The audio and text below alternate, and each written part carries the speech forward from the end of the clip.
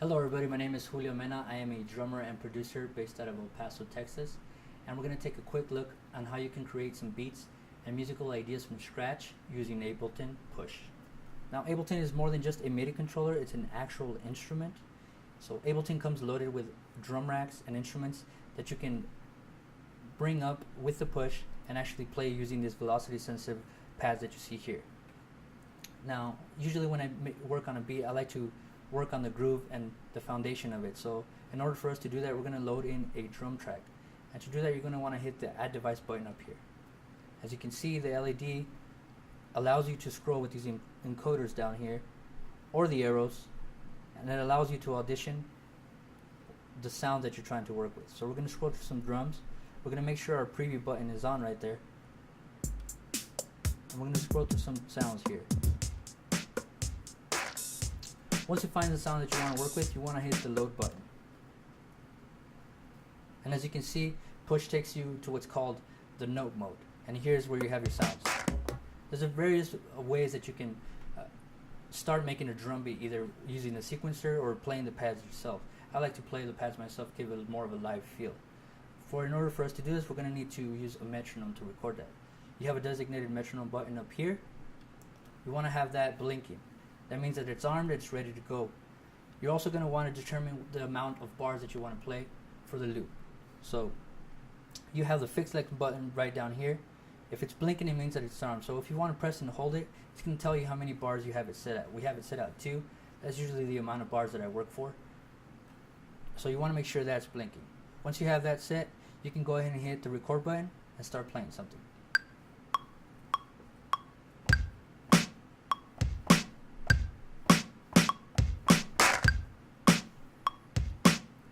Now what's neat about the push is that if you don't necessarily feel like the groove that you just played is right on time or it's right on top of the beat, they have a designated button here called the quantize button. If you hit that, it's going to snap everything right into the grid.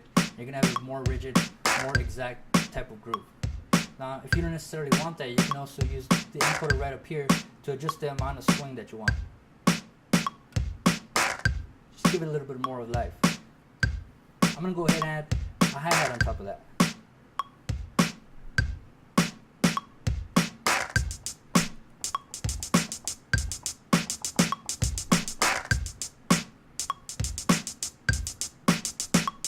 So now we have a groove that we can start working with. I'm going to turn the metronome off.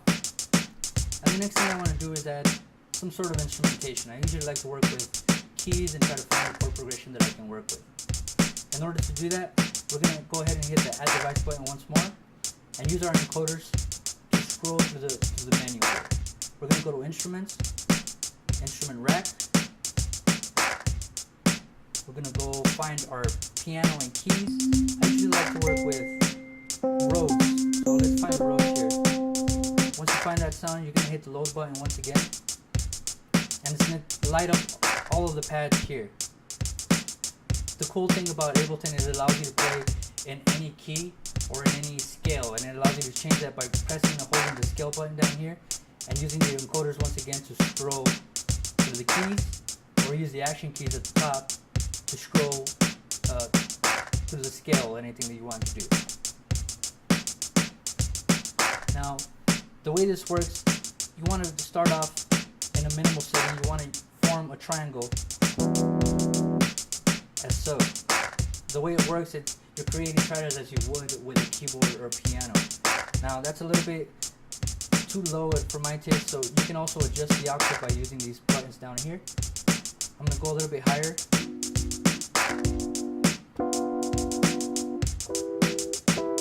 That's the tone I kind of like.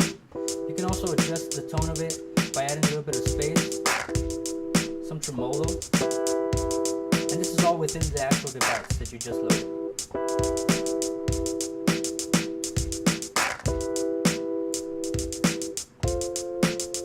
We're going to go ahead and record something over the top of that.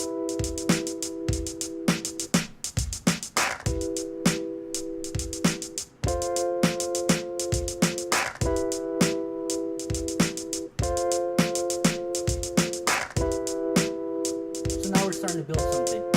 Usually at this point I want to add some low into it, so I usually add a little bass to it. So we're going to go ahead and do the same thing. We're going to go ahead and search for some bass sounds.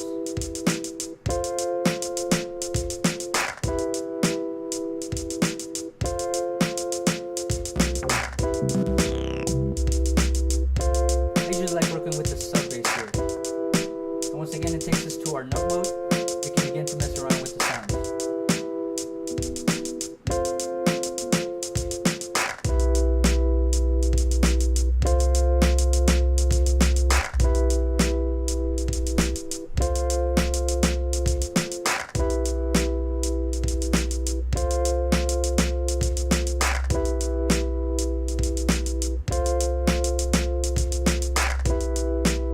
Once again, you can mess with the parameters of it, have it sounding exactly how you want.